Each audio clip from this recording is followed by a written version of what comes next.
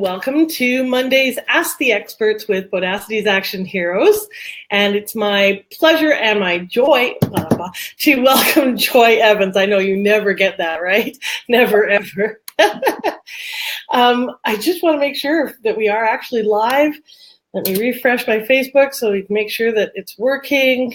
Yay, it's working. Okay. I love when technology actually works.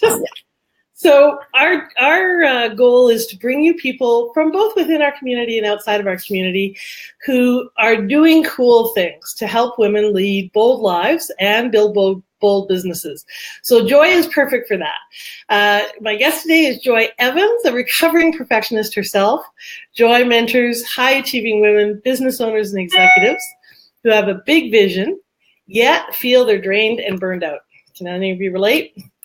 Through working with Joy, they discover how to increase their effectiveness by eliminating activities that drain their energy and incorporating strategies that keep them energized and inspired. Crucial for us.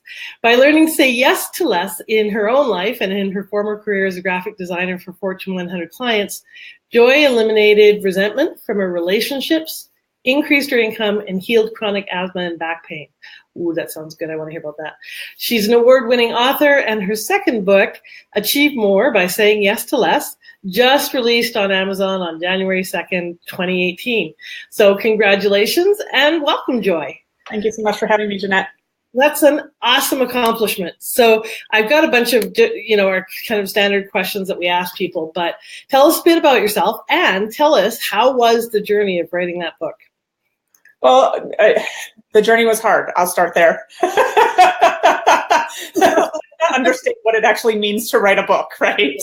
But I work with high achieving women. And so, we set big goals and we do big things. And, it's not about settling for, I had an idea for that. And that's a nice end concept. It's really about, okay, let's put the pedal to the metal and get this done. So that's what I did with the book. Awesome. I'm having that very conversation with myself these days. So tell us a little bit about you, Joy. What are you passionate about and what's your why? So why did you create this book? Why are you doing this work?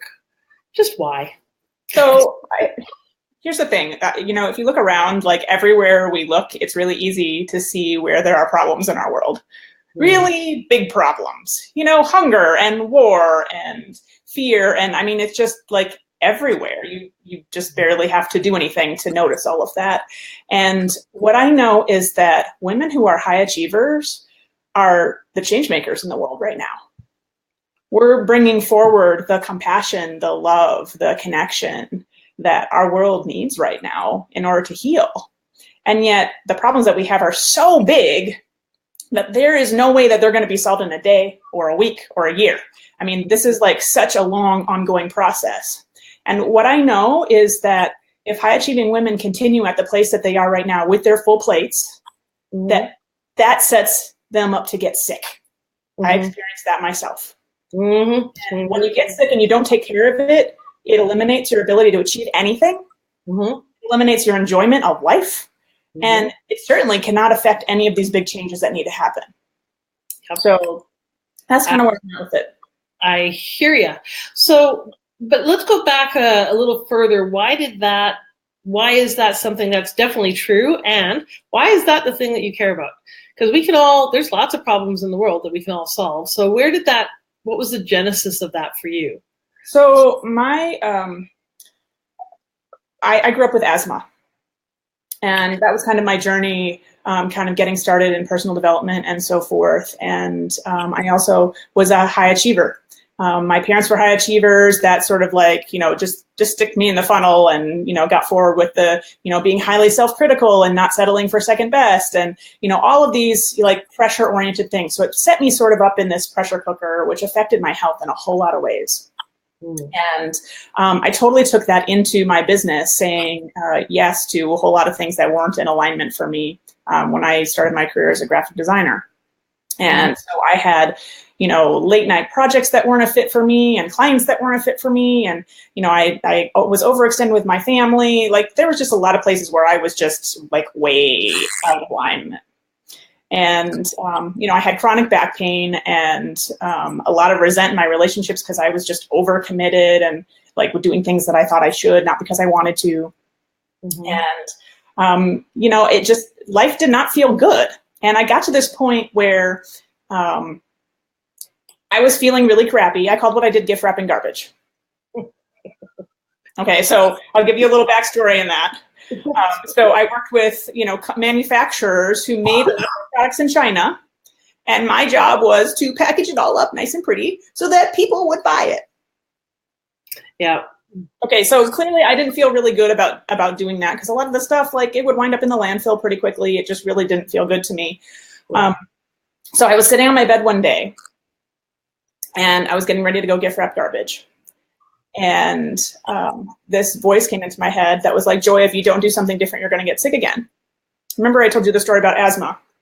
Part of the story about asthma. What I didn't tell you is that when I got to be an adult, I went through a process to holistically shift that for me. So I spent 20 years of my life waking up with a terrible attack every single night. Oh. My parents didn't know if this was the time that I was going to get taken to the hospital or if I was going to die. My partner didn't know if this, if this attack was going to be the one, right? Lots and lots of stress. And some part of me knew that that didn't have to be the case for me to have that the rest of my life, despite the fact that doctors didn't think I could do anything different. Or my parents didn't think I could do anything different. And so I made a shift, and I approached it from a holistic standpoint, turned that around, got myself off all of the drugs, and I didn't ever want to go back there. So when I heard, if you don't do something different, you're going to get sick again, I already had chronic back pain. I did not want to go back on medication. And what I realized through the process and the journey was, I had not been making space for myself in the way that I needed to. I had not been making space for my mission in the way that I needed to, which meant that I was not serving in the way that I was meant to serve. Yeah. Clearly a deep calling for you.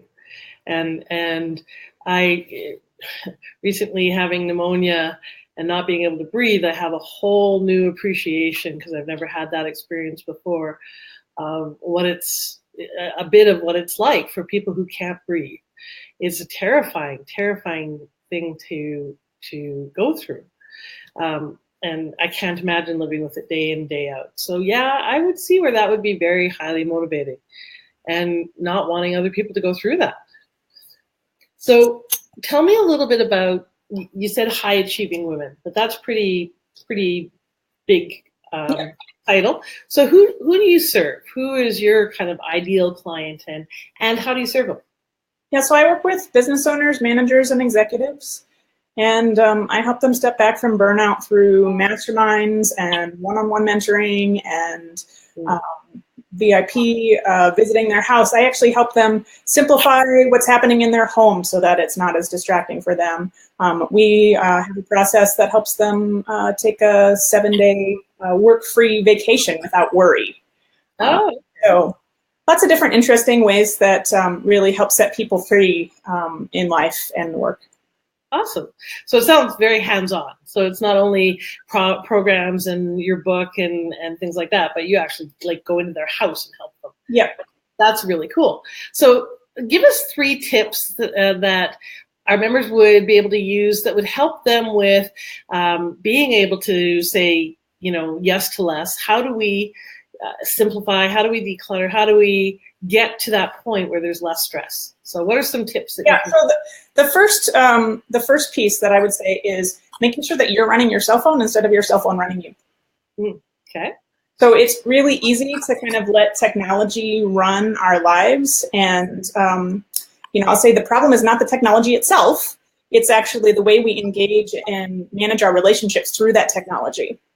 Yeah. So it's really easy to get, taken away from our own personal priorities, based on being available 24/7 and, emails and texts, Facebook, those all have other people's priorities in them, not ours. Yeah. So when we allow those things to drive our day instead of really deciding, no, I'm going to run my cell phone instead of my cell phone running me, and these are the times I'm available in my cell phone, it really makes a huge difference to be able to have that break, and really create intentional space to connect with people that we're in person with as well. Yeah, absolutely. And it's funny you say that. This morning I just changed the settings on my cell phone because I was getting Facebook notifications. And so, Jay, a person we both know, was updating sites with adding pictures to a site. When he does it with one, he does it with, I think there's eight of them that we have. So Jay just added a picture to this one and to this one and to this one. It's like, and this happened yesterday 3 times and today. And it's like, okay, I really don't need to know that. And it's intrusive and it's distracting. And so I just went in and figured out how to change the settings on that so that it doesn't do that. Because you're right, it is running me because it's impinging on my attention and energy. So yeah, that's a great idea. And just turning it off. I know so many people who, myself included, who if they get separated from their cell phone, freak out a little bit, right? So it happens, it's a lifeline. Yeah, exactly. And one of the things that I lets me let go of it more is to just make sure that it's backed up. So I know that I've got all my contacts somewhere, so I can just kind of chill. So if I lose my phone, it's okay. It's backed up. I'm not going to lose my mind and my entire business and so on. All right, so that's a great tip. So what about number 2? Okay, so number 2 is to pay attention to the things that drain you. Okay, here's why. Because when you're feeling drained, it means that there's something off that you're not aligned with. So, for example, if we're doing stuff like for marketing our businesses, because we think that we, quote unquote, should do it, but we feel drained doing it, that means it's not a fit for us.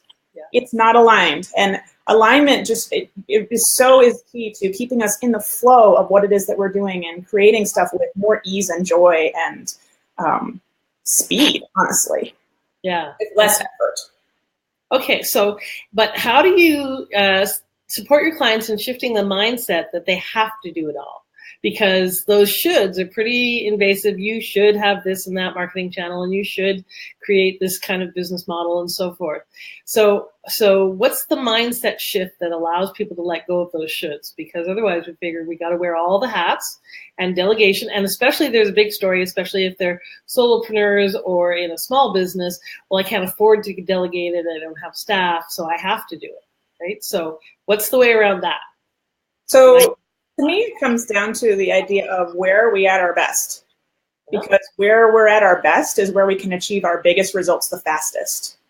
And so if we're feeling drained and if we're allowing our schedule to get so full and so cluttered, not only do we become unfocused, that we don't achieve anything, that we just step into feeling drained, and then we get mediocre results out of a bunch of different places if we're lucky.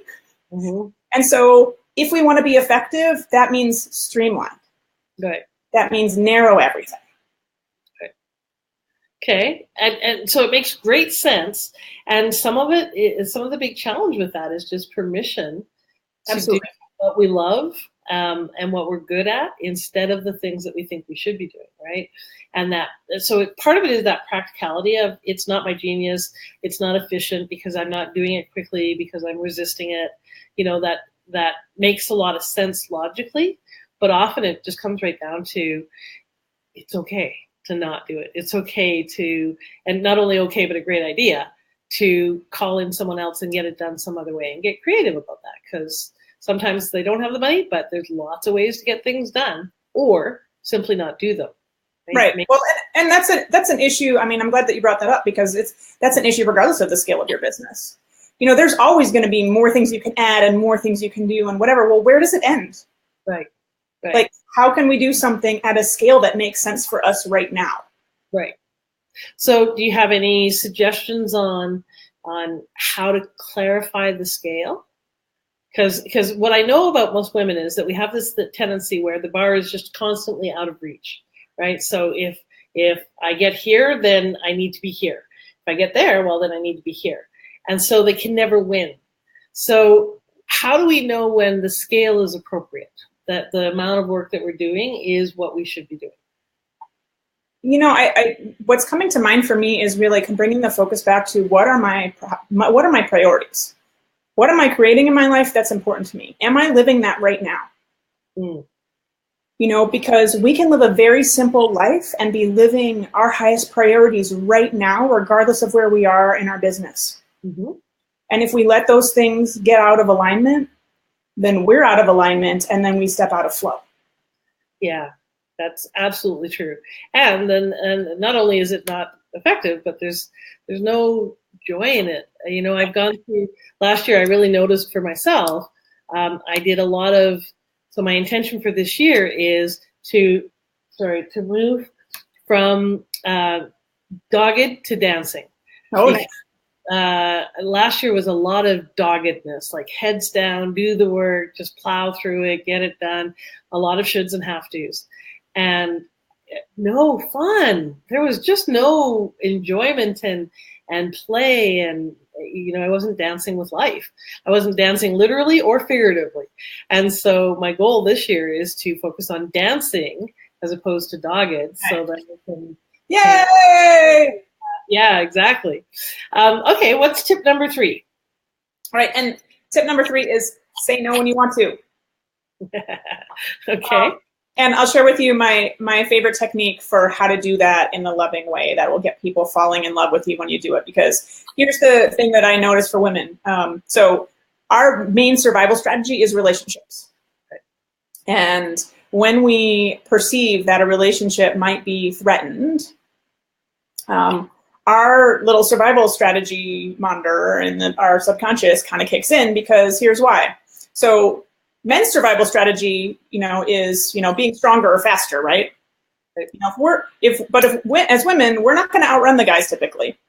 If we're running down the street and the monster is chasing us, we're going to go knock on our friend's door and ask them, "Hey, let me in. The monster is here." It's about the relationships that are going to help support us. So when we perceive that a relationship is threatened, that's scary. And so lots of times we're resistant to, doing what we need to do to take care of ourselves because we don't want to threaten that relationship. Yeah. So my favorite technique affirms the relationship while setting a boundary or telling somebody some difficult news. So it's called the I love you sandwich. Okay. Okay. So there's 3 parts to the I love you sandwich. Okay. Okay. The first part is an I love you piece of bread. Okay. I'll tell you a little bit more about these in a second. The second piece is the conjunction and then the meat of whatever it is that you're delivering, the difficult news. And then the third piece is another I love you statement. Okay, so there's a little bit of difference between the first I love you statement and the second I love you statement. I'll tell you about those in just a second. Okay, so the first I love you statement, it could be with your, actually, why don't you give me an example of something that either you're having difficulty setting a boundary with, or you hear from clients all the time as a common situation. We'll just make up something on the fly that's relevant. Okay, so let's see. Let me think of something real and recent.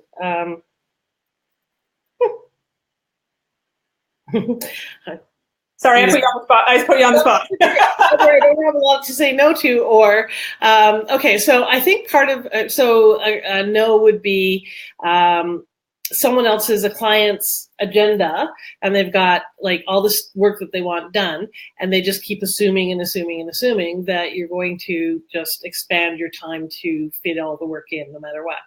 Okay, so the scope of the project has increased. Is that basically what we're talking about? And there's just an assumption that you're going to do more and more and more and more. So yeah. Okay. So there's 3 parts of the I love you statement. So the first part of the I love you statement. So not in the case of a client, but just as an aside, in the case of a family member who you actually love, your partner, kids, your parents, whatever, you can actually say I love you. You can lead with I love you. Yeah. Okay. In the case of a professional relationship, you're going to lead with something that you appreciate, some bit of gratitude. It has to be true. Mm-hmm. You have to believe that it's true. Okay, so in this case, it might be, look, I really love the work that we're doing on this project. Yeah, yep, absolutely. Okay. And I really appreciate what you're up to in the world and what you're creating. Yep, exactly. Okay, the second piece is the conjunction and, not but. Mm-hmm. Okay, so I'll tell you why is because, so we've all had the statement, I love you, but now we're just waiting for the breakup. Yeah. We know what the but means. It negates whatever came before it. So we want to tell them that I love you and this other thing is true. Yes.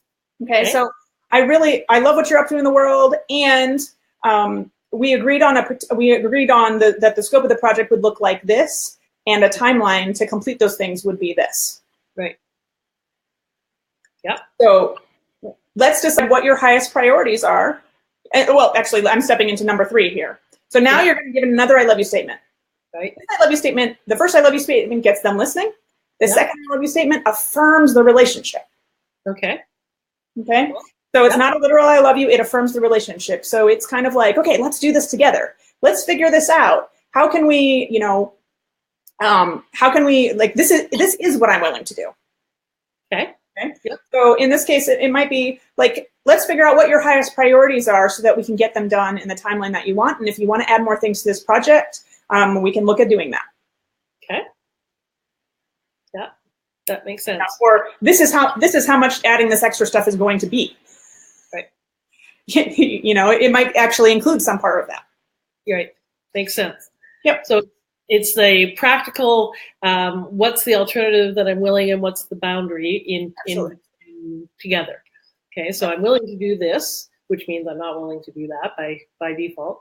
And how do we work together to make that a win-win? So it's really focused on win-win relationships. Awesome. Yeah. Love it. Simple and easy and makes a lot of sense and really does, like you said, preserve the relationship, which is where a lot of women struggle with approval. And that comes out of that, like you said, the survival instinct that the relationship has to be taken care of.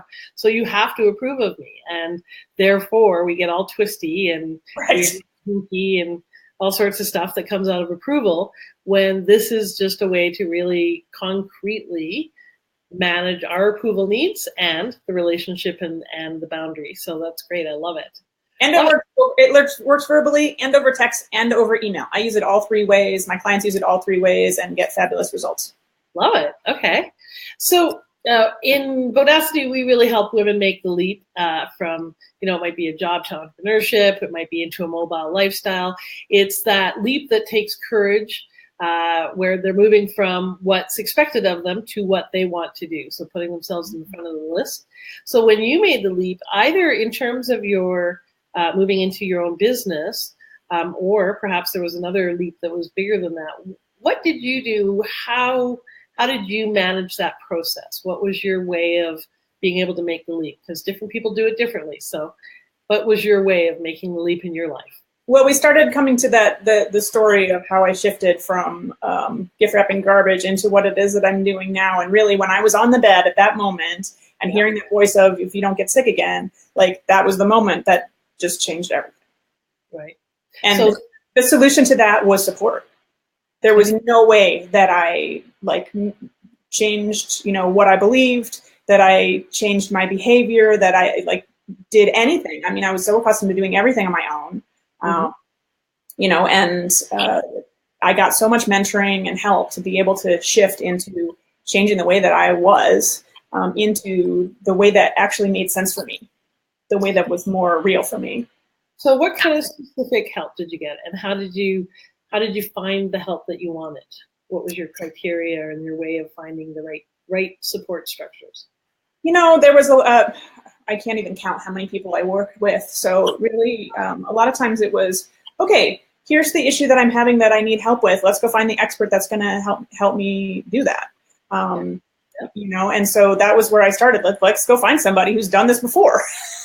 I would say if I was going to systemize it, that would be how. Okay, awesome. Yeah. And so what kinds of support did you get? So you said mentoring.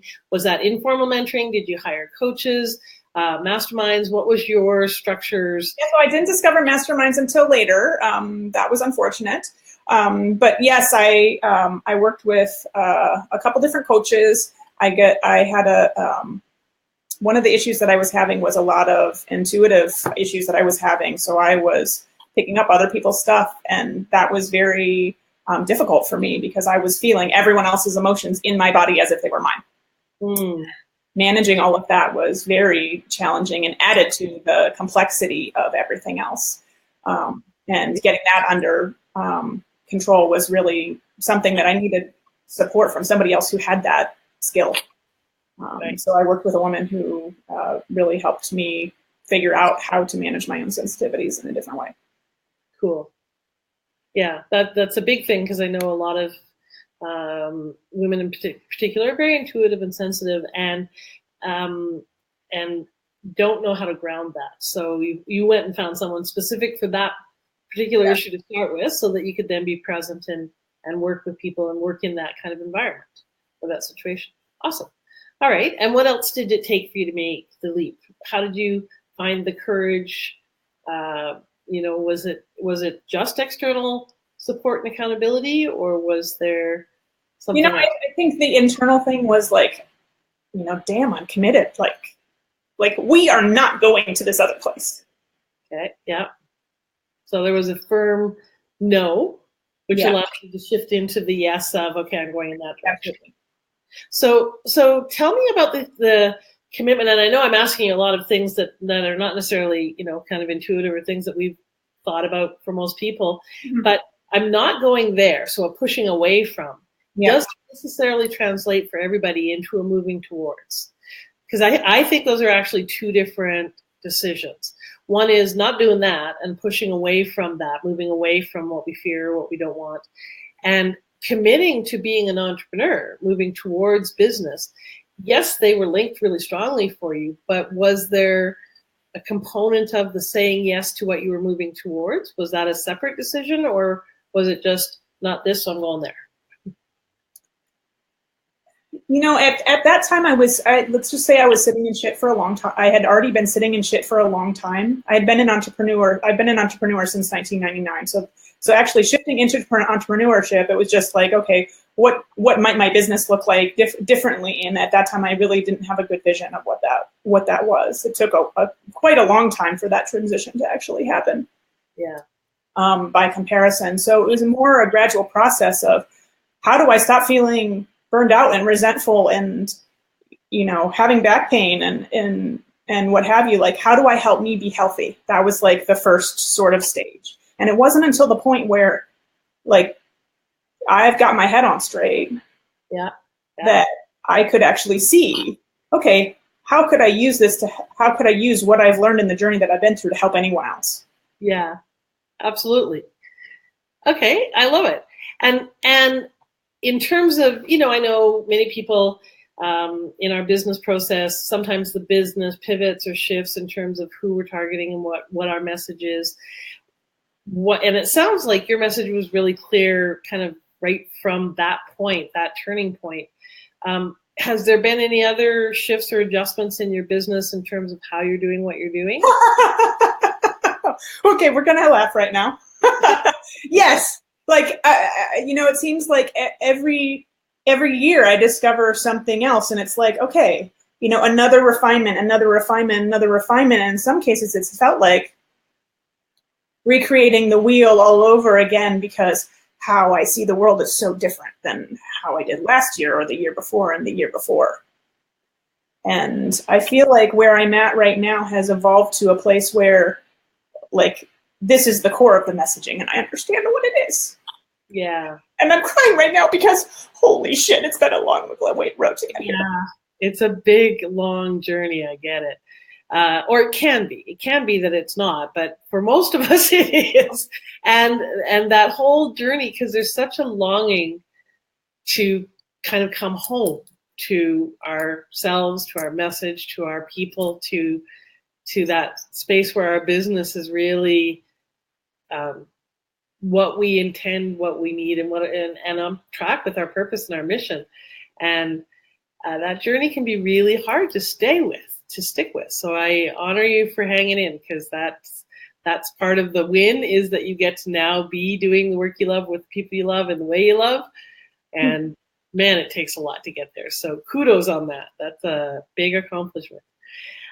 So any last advice that you have for women who are making the leap themselves? Sometimes when we want to make this leap, we think it's about ramping up and adding more and doing more and being more and having more. So do you have a copy of your book? You can show us. So tell us about your book, and then what advice do you have in terms of that whole, all right, achieve more by saying yes to less. So that's very not what most people do when they think they're going to transition. So like right now, I have a full-time contract that is more than full-time, and I'm full-time working on ramping up my business. And my challenge is, how the hell do I say yes to less, right? Because there feels like there's, to make that transition, to make that leap, more is required. So how do we wrap our heads around yes to less gets us there? Yeah, so it's really, this is a 4-principle philosophy that I teach in this book. And the first piece of it, it starts with simple. So you have a lot on your plate. It doesn't work if it's not simple. Like if what you're approaching and how you're doing things isn't a simple approach, like we all will get distracted, we get unfocused, we spread our energy in a bunch of different places. It is not possible to be successful when we're like that. And in fact, we run ourselves into depletion almost immediately. Mm-hmm. So it's a great place to start. The Achieve More book. You can get a free masterclass when you when you pick up this book for 99 cents. It's available on Amazon right now. Morebook.com. And basically, I teach you how to roll this out in your life in a way that actually makes sense, at a scale that makes sense. And to think about, here are the principles that allow you to do things in a way that are aligned and that keep you feeling energized and alive, even though you're doing a lot. Okay. Yep. Because if we're high achievers, we are going to keep doing a lot. That's not going to stop. Right. Let's just get real. Yeah. Awesome. Okay. So simple is the first one. What are the other 3 real quick? Oh yeah. So the other 3 are, so it's simple, aligned, sustainable, and systemized. Yes. Love it. And I teach people how to use all 4 of those ideas in the book. Love it. All right. So we'll put the URL for being able to order the book. How long can they get the book for 99 cents? I don't know the exact date. I think it's set up to run until the 11th of the month. So a couple more days. Yeah. Yeah. Oh, that's right. It's already the 8th. Holy cow. Okay. So you got to act fast. You got to go and get your book for 99 cents. And you said it includes a masterclass. So tell us about that. Yep. So the Achieve More in 2018 masterclass, I teach you the 3 keys to roll this out into your life, and you walk away with a plan for how you can do that in a simple way in 2018. Awesome. I love it. And is that a webinar, a virtual class? Yeah, it's a virtual class. Okay. Awesome. Great. And how else do people find out more about you and your products and services? Yep. So joyevans.com, that's Evans with 2 N's, is where you can find me. Okay. Awesome. And is there information there about your masterminds and your coaching and all of that? No, but you can get in touch with me there. So okay. Have a conversation. I'd be happy to do that. All right, for your services like your mentoring and your coaching and your masterminds, contact you either via email, or you can IM her on Facebook and get in touch with Joy. Thank you so much. I love these practical tips. I'm kind of laughing because it's so timely for me right now. I'm literally doing strategic planning with my partner on Wednesday. I have a coaching call with my coach tomorrow to go through trying to dial in and clarify our target market, because I can do it really well for other people, but not for myself. So, it's always messy, isn't it? So setting up that external kind of support to really help hone in on that really refined positioning of who are we talking to and what is the exact message and so forth. And feeling like really committed to, I am not doing this year like I did last year. Awesome. Last year was no fun, no joy, or not much. I love the work I do, but really not a lot of lightness, a lot of shoulds and have tos. And so it's very timely. That's why I was really thrilled that we could get you on now, because this is a lot of stuff that people are thinking about in this, setting themselves up for this new year.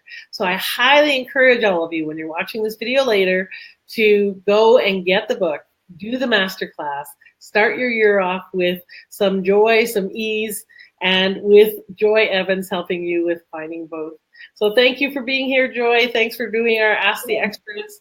And by the way, everybody, we will make, somehow we'll figure out how to make the video shareable in case you want to share this on your webpage as well, because we want to start to expand and share the Ask the Experts information more widely and broadly. So we're working on creating it as a blog instead of just on Facebook, or a blog, so that people can share it, because there's lots of wisdom in our community and we want that to be spread all over the place. So thanks for being here, Joy. We'll let you know when you can get your copy of the video, and you can share it as you want. Thank you for supporting our members and being more bodacious, and Happy New Year. Have a great 2018. May you have many, many, many, many book sales and much success, my dear. Thank you so much. Thanks for being here, hon. Take care. Bye-bye. Bye-bye.